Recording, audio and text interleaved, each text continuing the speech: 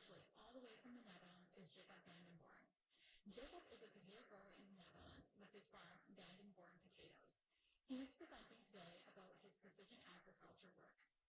Over the last decade, Jacob has worked with various companies to develop and test precision agriculture equipment, and he's actually co-founder of the Practice Center for Precision Agriculture, an official smart industry field lab, which is run on his farm. Thanks, Jacob, for taking the time to be here with us today. Hello, I'm going to do a presentation about precision farming. And I usually start with this picture. This picture is showing my dirty hands. And a lot of people don't expect me to start with this. My presentation is about precision farming, and a lot of people expect me then to show them sensors, drones, robots, and other technology. But that technology is only to help us to become a better farmer. And to be a good farmer, you need to know how to grow crops and how your soil works. So that's why I start with this picture. So to introduce myself, I'm Jacob van den Borne. I'm 39 years old. I'm married. I have 2 children, and I run a family farm in the south of the Netherlands. We grow around 80% of all our crops in Belgium, and 20% of the crops is grown in the Netherlands. So we're an international farmer.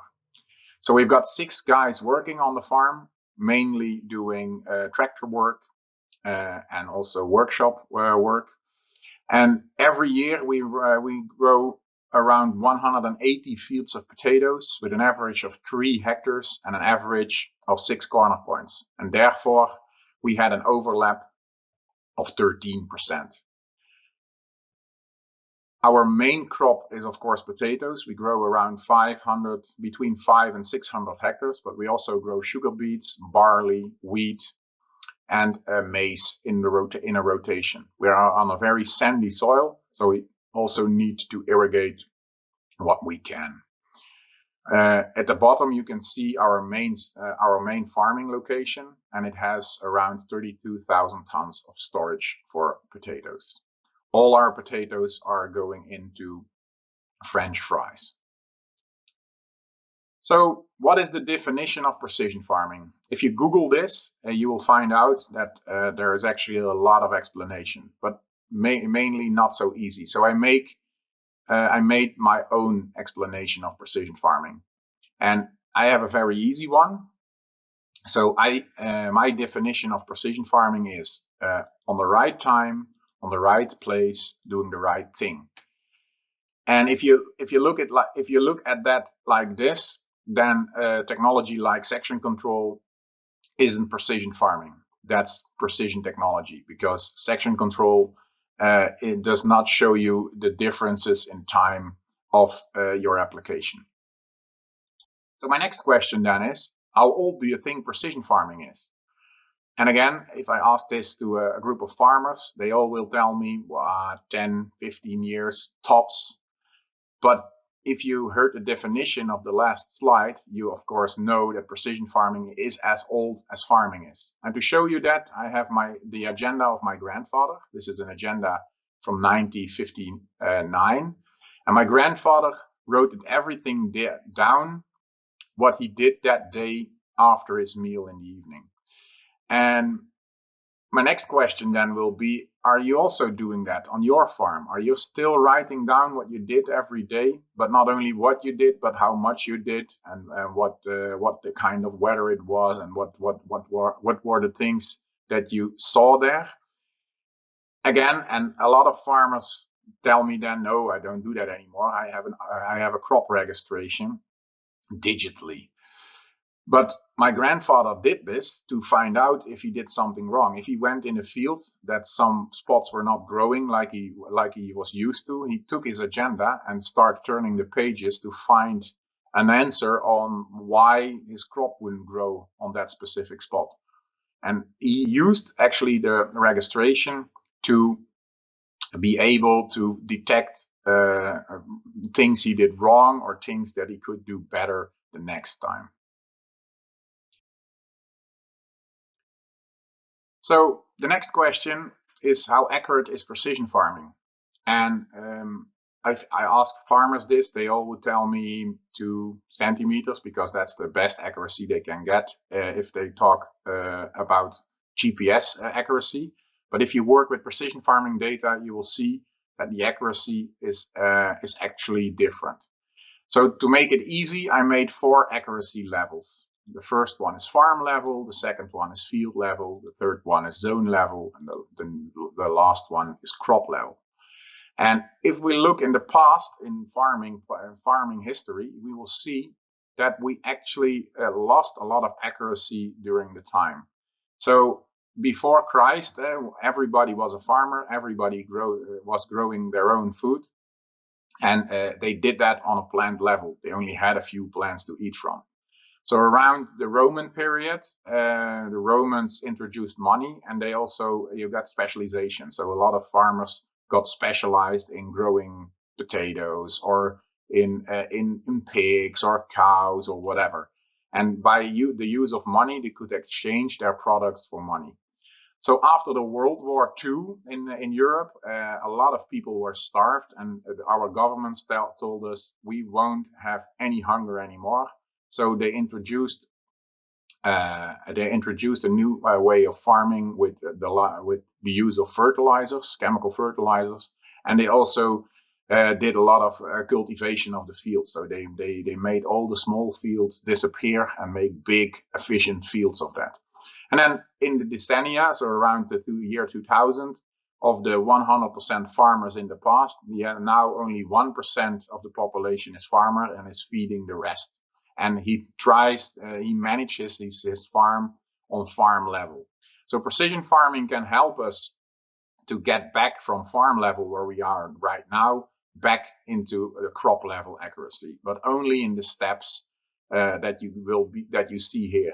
So first, you need to manage your farm on a farming level. Then you want to manage everything on field level. If you figure out that, you could manage it on zone level. And if you figure out that, then you're ready for crop level. So on my farm, we're anywhere between field, zone, and crop level, depending on the different tasks that we have during the growing season.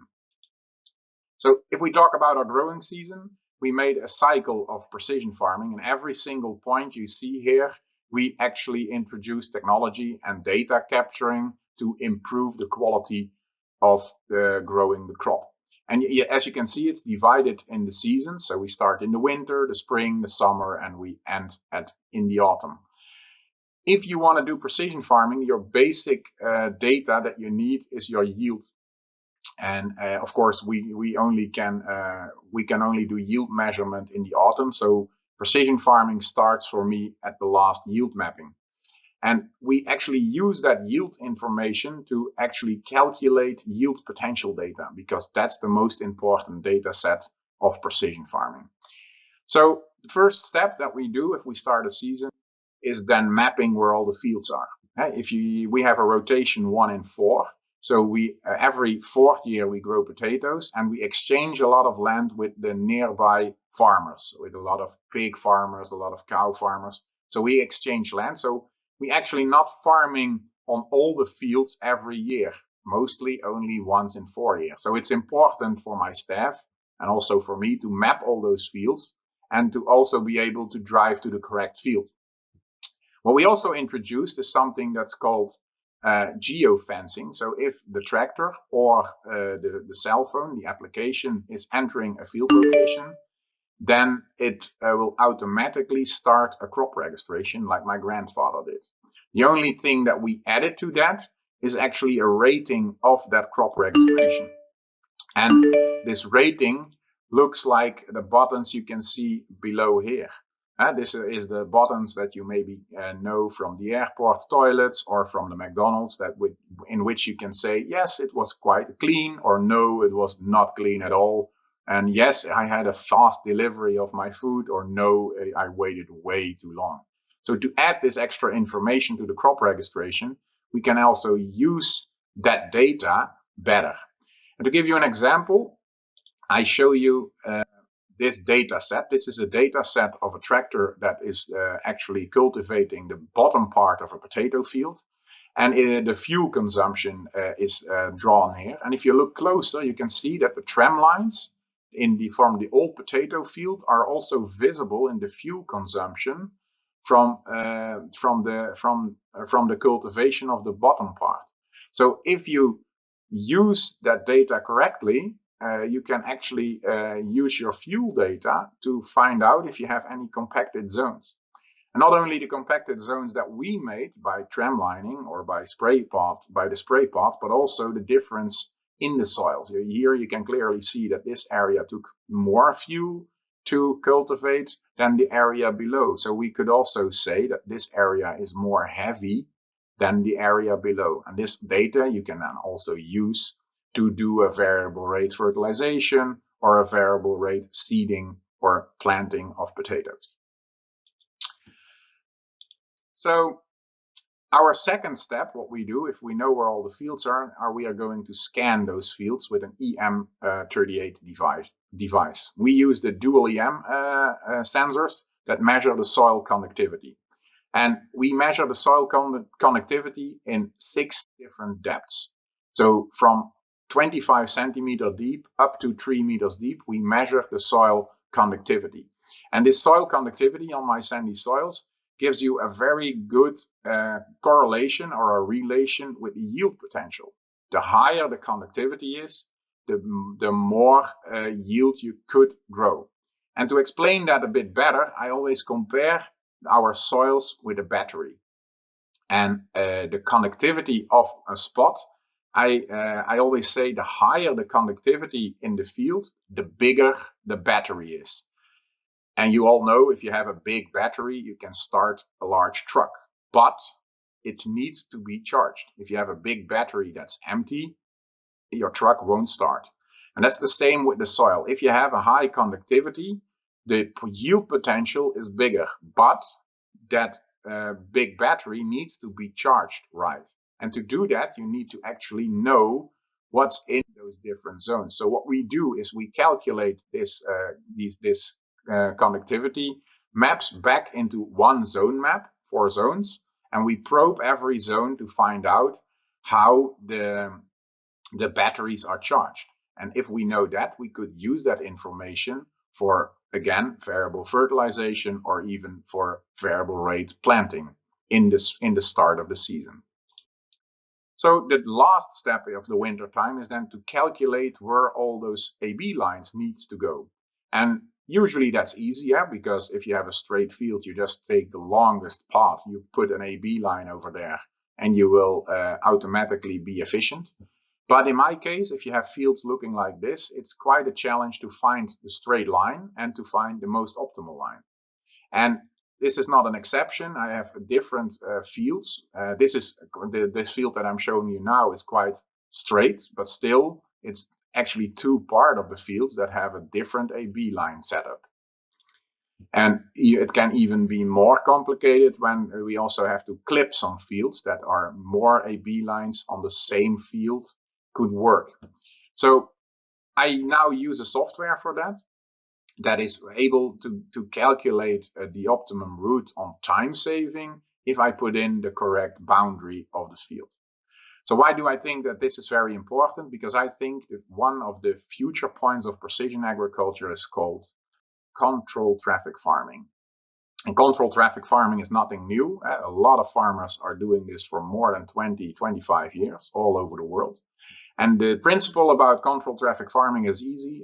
Only drive your fields on specific tram lines and don't drive in between. So by doing this, you will have non-wheeled area, and those non-wheeled areas deliver up to 7% more yield just by not driving there. The first step, what I did was actually look into my own equipment, what I was doing right now. And here you can see an overview of all the machines that we use during the season with all the wheel tracks with it.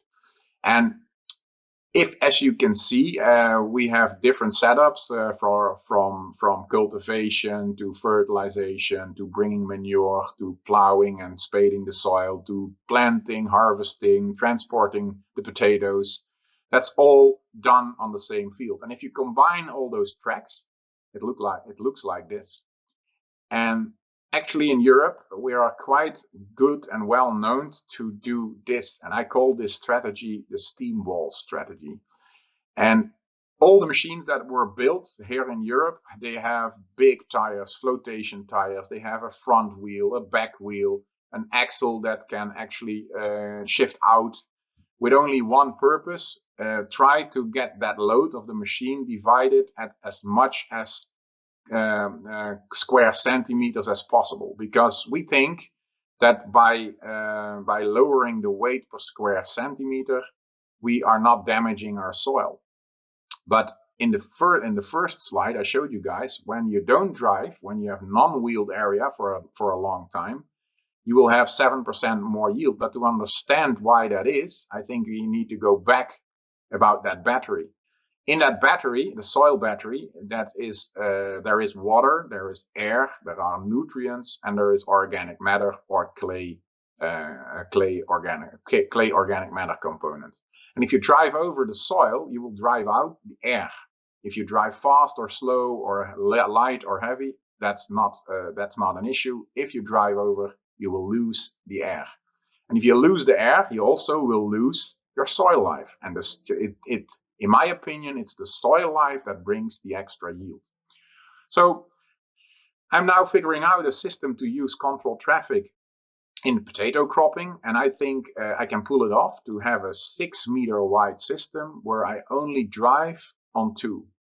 And I compare this system always with a bull. So the last slide, I compared the strategy that we're all doing now with a steamroller. And to give you an idea, if I have a question about data or about growing crops, I always look back into Mother Nature. And we could do the same thing if we talk about heavy machinery. And we use a lot of heavy machinery on our soils. And we do that, and we try to minimize the compaction by having the biggest footprint we can get. So I always ask then, what would Mother Nature do if they had big machines? But Mother Nature didn't have big machines, but she did have heavy animals. And if Mother Nature had the same strategy than we have, then I think this bull would have it would have halves of a square meter size. But this bull only has halves of a couple of square centimeters. And Mother Nature did this because then this bull did compact the soil, but the soil around it, the soil life around it, stayed alive to fix that compaction. And I think that's the way to go. So I always tell people, in the future, if we talk about machines, I think farming will be on high heels. Good. The next step is then in the spring. And of course, the springtime starts for us by doing fertilization. And we actually do the fertilization with manure, because we have a lot of cow and pig farmers around us. There is a lot of manure, and I believe manure is the best product to fertilize your soils. There is only one problem with manure: the way that you bring it out and the condition in which it is. Because manure is feces and urine together, it is really fast demixing, and therefore also the nutrients are fast demixing. To fix that, we mounted an NER sensor on our manure tankers, and we actually log what we bring out in potassium, in nitrogen, and all the other important nutrients. So we are actually able to make maps of how many nutrients we applied on which part of the field. And we use this information for the fertilization afterwards in the potato crop itself. So what we're also trying out is to use the urine factor of the manure in our crops. So what we are now trying is to find out if we can replace chemical fertilizers completely with manure. And we built a special tank for that is actually able to put that urine fraction of the manure through our potato crops. Last year we did the first trials, and I was quite pleased with the results. We didn't need any chemical fertilizers and could fertilize the whole potato crop with manure. So after putting on the manure, we are doing the soil cultivation, and the soil cultivation is done by or plowing or spading the field. And when we do that, we of course log our fuel consumption data and our power consumption data, and we use this data then again to have soil maps that we could use or for fertilization or for variable plant, or even to rule out that compaction zone just before the planting season starts. So when we're done going to plant, we have 3 strategies in variable rate planting. The first one is variable rate planting in the tram lines. So if we are putting down tram lines to drive through with our sprayers, and we calculated on our whole farm, we use around 30 hectares just for driving, so only tramline paths, and that's a big yield loss. So what we actually are now doing is planting the rows beside that tram line. We plant there 10% dense. By doing that, we lose a bit of the size, but we compensate the yield loss with almost 95%. So by doing variable rate technology beside the tram lines, we can compensate the yield loss of those tram lines itself. When that worked, we also tried something else, and that's the middle picture. We were calculating shadow zones. So in my region, every field is surrounded by trees and also has shadow zones. So we made a system to actually calculate those shadow zones. So in red, you can see the non-shadow zones, and then every other color. So yellow is 75% of the sun, green is 50% of sun, and blue is only 20% of the sun available. In those zones, we do the opposite. We plant less dense, so that every plant has enough light, enough water, and enough nutrients available. The last step that we use at variable rate planting is planting on the soil map. And as you can see here, we use the soil map as a yield potential. And the bigger the yield potential is, the more potato plants per square meter we put in, because there is a higher potential to grow them big and to have a higher yield potential. By doing that, we can have a better distribution of potatoes in the field, and we can actually raise the yield to an homogeneous level. Without this technology, you would see that the bad spot produces less and the good spots produces more. So after the spring season, we start the summer season, and our summer season starts with collecting data. And all our equipment, so all the sprayers, all the fertilization spreaders, are equipped with sensors on the tractor cab. They are connected through software, and every pass over the field is logged in biomass and in nitrate concentration. All this data is going into a software platform called Cloud Farm, and this data is then ranked on what it should be. So for every growing day, for every field, I know what I want to have in biomass and in nitrate content. And actually this tool is actually ranking all the fields and telling me which field is matching my what I want and which fields are not matching what I want. And the fields that are not matching what I want, those are important because something is wrong there. So next step, if I know which fields are not good, I'm going to collect better information. And for me, the better information is satellite information. If you look at the accuracy level here, you can see that the sensor data is only logging once a second and has the working width of the sprayer, in my case 33 meters. If you look at the remote sensing information, this has blocks of 10 by 10 meters. So the accuracy of remote sensing is way better than the accuracy of the sensors. The only problem with remote sensing data is that when there are clouds, this data is not available. So when my sensor rigs tell me there is something wrong and there is no accurate satellite information available, then we're gonna start to use drones. And if you look at the drone level accuracy, this is centimeter accuracy level. So that's really, really high end. That's the kind of information that you have on plant level. So sensor information is brought back to field level accuracy.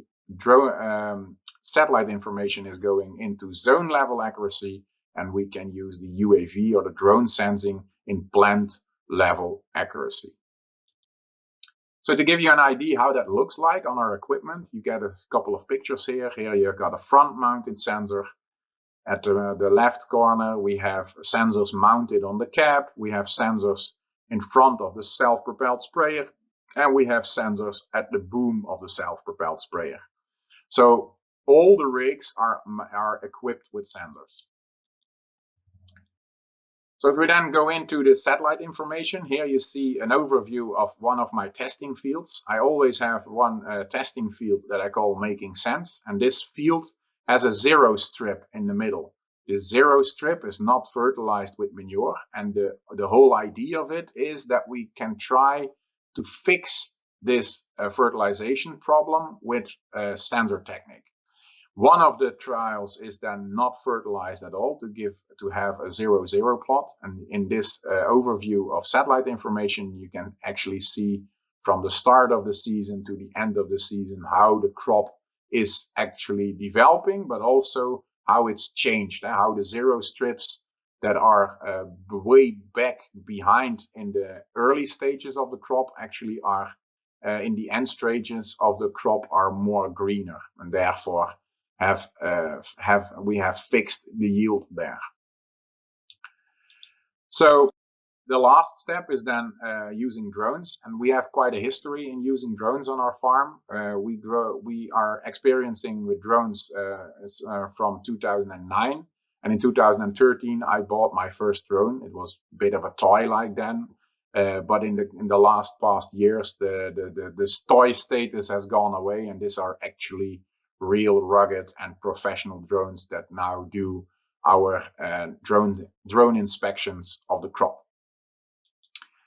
So what can you do with drones? So the first thing that every drone has is an RGB camera, and we can use that RGB camera for detecting the coverage and the emergence of our crop. So also, unfortunately, in our case, we have problems with seed quality. And as you can see in this particular field, there is a big difference between a zone where the seeds were quite good, where every potato plant emerged, and the zones where they didn't. And with the use of RGB technology, we can actually count the missing plants, and therefore also can count how much of the yield potential we're losing there, but also using that information for the seed potato company, but also for a fertilization scheme. Because if there is 35% of the plants only available, it makes no sense to fertilize them for a 100%. So we can take that RGB to the next level. The next level for us is then to make a grid of 1.5 meter, and then actually for every grid calculate how much potatoes are emerged. So in this case, on this spot, there is 100% of potatoes available, and in the red spot around here, there is only 0% of the potatoes available. And this map is then used for fertilization. But places where there are no potatoes, we don't fertilize. We only fertilize the potatoes where they are really covered. So another thing you can do with RGB cameras is actually finding weeds. So if you have a good camera, then you can detect the weeds quite easily, and these weeds can then be drawn, and you can draw a boundary around them, and you can use this map for spot spraying. And by doing that, we actually are really reducing the chemicals for weed protection. So we don't do this in a big scale yet because it takes quite a lot of time to calculate the maps, but the technology behind it works. So if you have detecting problem weed spots, you can easily make a task map of that and use that task map to spot spray those weeds only where they grow and not where they don't grow. So the next step in drone imaging is then multispectral imaging. And as you can see, this camera has more lenses and can measure the crop in a different way, in different indices. And in this case, I showed you the biomass indice, the WDVI, and the chlorophyll indice, NDRE. And this is a picture through the season again. And you can clearly see that the accuracy level of this is the best you can get. This is sub-plant accuracy level. It's about 1 to 2 square centimeter per data point. And if you look closer in this data, you can also see the effects of the variable fertilization. So I mentioned that this field was my testing field and one strip was not manured, and that the goal was to actually fix that in the season by applicating variable rate fertilizer. And we do that with a disc spreader, and there you can clearly see how the pattern of that disc sprayer is actually applied in the zero strip. What you also can see is that one Tram line is not fertilized, and that's my 0-0 plot. So another technology that we use on drones is thermal imaging. And the thermal imaging is quite interesting because you can use that the whole season. We can use thermal imaging just before planting in the naked soils. And when we fly in naked soil like this, you can easily use the temperatures differences that you measure for detecting if you have a sandy soil or a wetter spot. And in this case, the colder the soil is, the more moisture there is, and the wetter this spot is. So by flying a thermal map just on naked soil, you can really detect your soil moisture quality. The other thing that we can do with thermal is flying during the growing season. And in the growing season, we have a lot of variation in temperatures in our leaves. I was quite shocked about that. But to understand what is going on, you need firstly to understand how a plant works thermal. And a plant is always trying to get to the same temperature as the surrounding air. And it does that by transpiration. So it uses water to do the photosynthesis. And by using that water, it cools the leaves back to the temperature of the surrounding air. If you then measure these temperatures and you compare that to the outside air temperature, then you can see very big differences in our crop. And I always ask people, what do you think is good, warm or cold? And usually they answer warm, but the correct answer is of course cold, because if the plant is as cold as the outside air temperature, it's able to cool itself, and that means that it's healthy. So if it's warmer, you could think, what is that? How am I measuring that? And actually, if it's warmer, it's not able to cool itself. And the main reason for that could be the availability of water, of course. But say there is water enough and it's still hotter than the outside air, then we can actually use this technology to find diseases in an early stage. So thermal imaging will be the next hype in imaging in agriculture, because it has a high potential of detecting water stress, but it also could detect diseases when water stress is not the issue. And to give you an example of that, you can see our trial field again, and the fertilization, the stripe that we fertilized last, is still the coldest. And that's because the maturity of the plants there is younger and is better able to cool itself. You can also see the plots and the zones that already died off and therefore did not have the opportunity to cool itself, and therefore they are more hot, in this case red colored. So the next step then is to protect our crop against diseases, and we use a network of weather stations for that can actually measure the weather conditions in all our growing areas. This weather information is then put into a software system that actually predicts when the disease late blight, in our case, could strike. And we only spray our crop just before this event can happen. By spraying the crop, we gather information about the application. So what did we spray on what spot and which chemical. But we also have a weather station mounted on top of the cab that can actually measure moisture, wind speed, wind direction. And this data is also gathered to figure out if the spraying itself was done under good conditions. Of course, the sprayer is equipped with the sensors that measure biomass and nitrogen. And if it's needed, we have the satellite information and the drone data. All this data is going back into the model and makes the model, the prediction of disease, of our late blight or early blight, way better than before. And by doing this, the automatization process in actually predicting diseases and spraying for them is way more efficient than it was in the past. For me, it's actually even not missable, because if you have 180 different fields that you need to spray, management is the most important, to know what did you spray, when did you spray it, and when do you have to spray it again. So the next step is then irrigation. And on our sandy soils, we do have a lot of irrigation. We can irrigate around 50% of all the crops. And we use technology for that. We use soil moisture sensors for figuring out when to irrigate and how much to irrigate.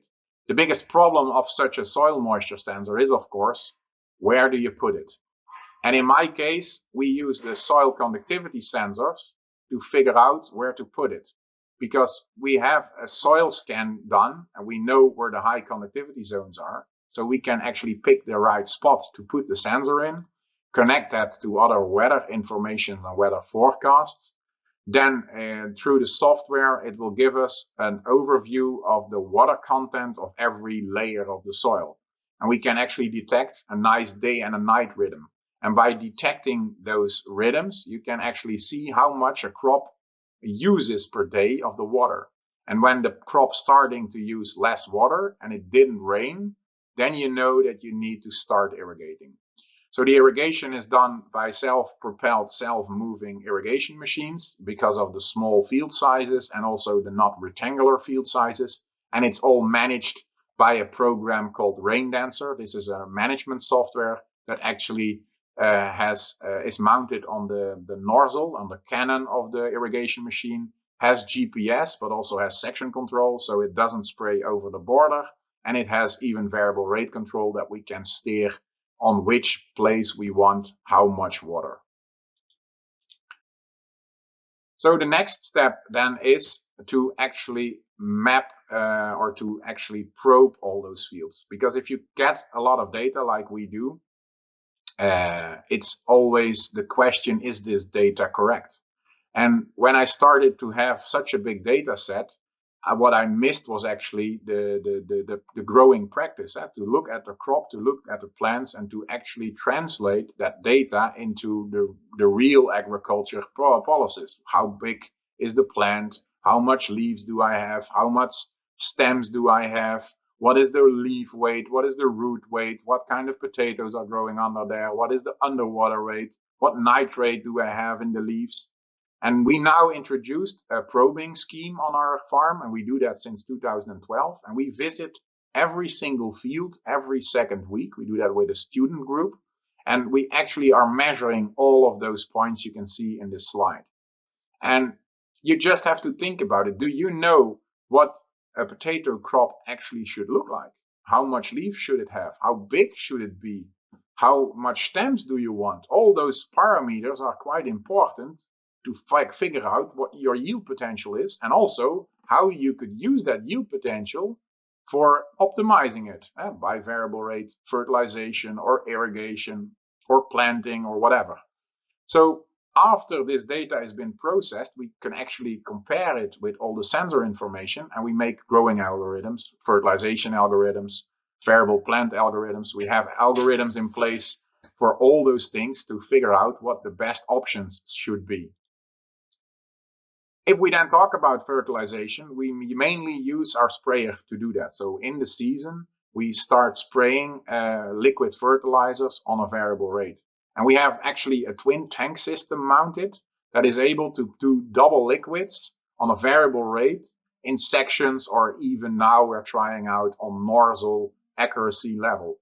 And by doing this, we're actually optimizing our yield potential in our crop, in our growing season.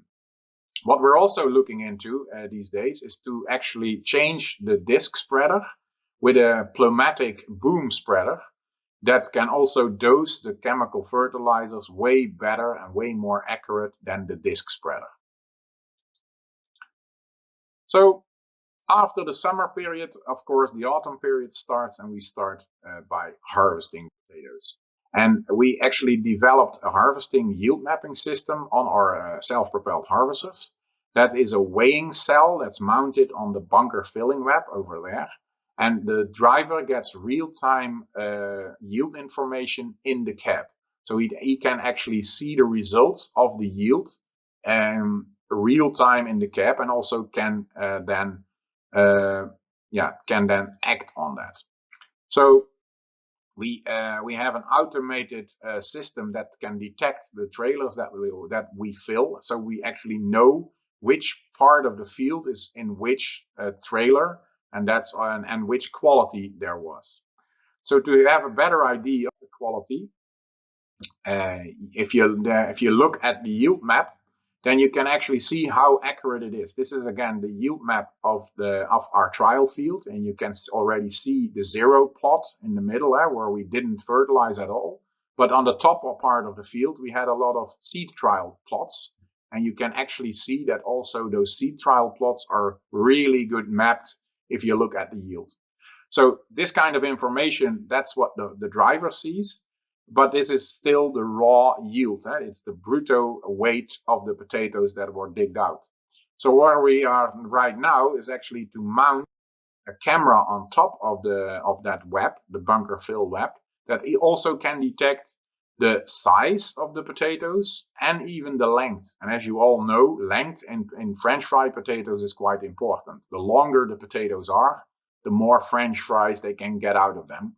So for me, it's quite important to not only know the yield per square meter, but also know the quality. So we're into a project with AVR to build actually quite a good camera system to detect size distribution and length distribution for every square meter that we harvest. So to give you an idea, if you compare the soil scan data, here you've got a map with shallow conductivity in blue and high conductivity in red, orange, and you lay over the yield. And in the yield map, light green is a low yield and blue is a high yield. You actually can see there is a very high correlation between those two maps. So after the harvest, we storage all those potatoes, and we storage them in big storage rooms. We don't use boxes, so they're all loose and going loose into those storage rooms. And then you lose, of course, a lot of the accuracy, because we know where every trailer was harvested. We also know what quality and length and size distribution every trailer has. So by the intake process, we actually throw all the potatoes over the robot that you can see. So this robot again measures the length and the size distribution, but also the underwater weight, so the starch level. And then when we fill the boxes, we actually have a system in place that really can log where all those where every load, you can see the loads at the right side, was actually stored in the room in a 3D model. So our storage room, we exactly know from every square meter which trailer, which field, but also which size distribution, which length, and which starch level. And we now building a database that we are able to actually deliver what our customers want. So we can actually tell what size and what length and what starch level we have available and on any given time. So then the French fry factory is way more flexible or using our products to improve their efficiency in the factory.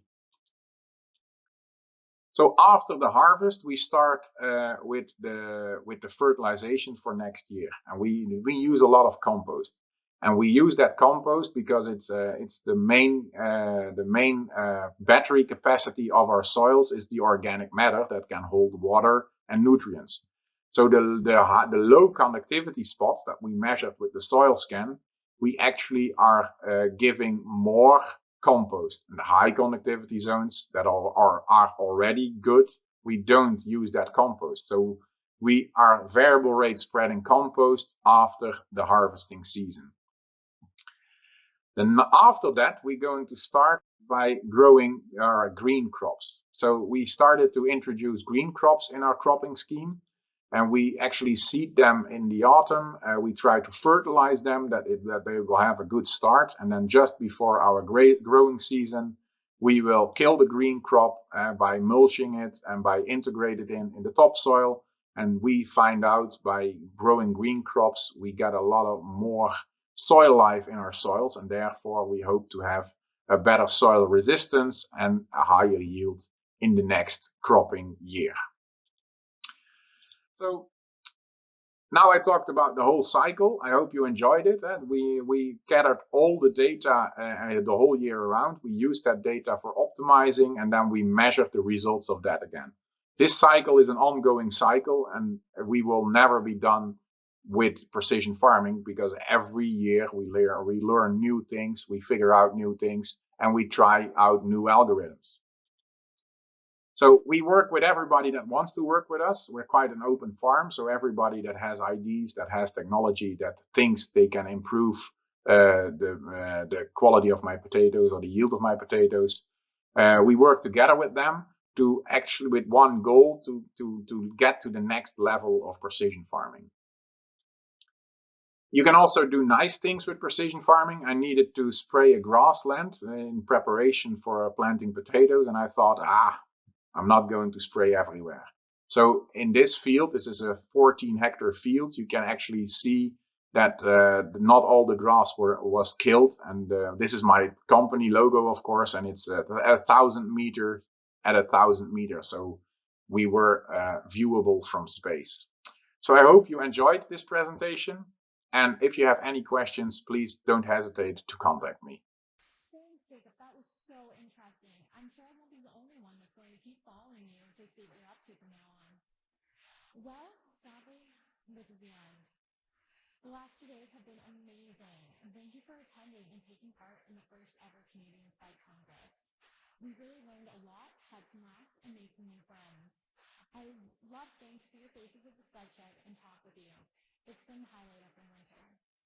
For those who have been racking up points in our contest by participating in the Congress, winners will be announced soon over email. While the live portion of the Congress is done, you can still watch any sessions you may have missed on demand. All sessions will be available on the virtual platform until March 12th. I urge you to watch every session. We had a diverse set of presentations which covered a lot of important topics. And just one last thank you to our session sponsor, Cultivation. We couldn't have pulled off these sessions without your gracious support. Thank you to the rest of our sponsors and our partners, the provincial and national potato associations. Your help and support throughout the whole process has been greatly appreciated. And thank you to everyone watching right now. The most important part of any conference, whether in person or virtual, is the people who attend, ask questions, take notes, stop by for visits, and make new connections. If we hadn't had you, we wouldn't have been able to have a conference or an event at all. So thank you so much for taking the time to participate in the Congress over the last few days. And with that, I officially close the first ever Canadian Spud Congress. Good luck to everyone in the upcoming growing season, and hopefully we'll see you all in person.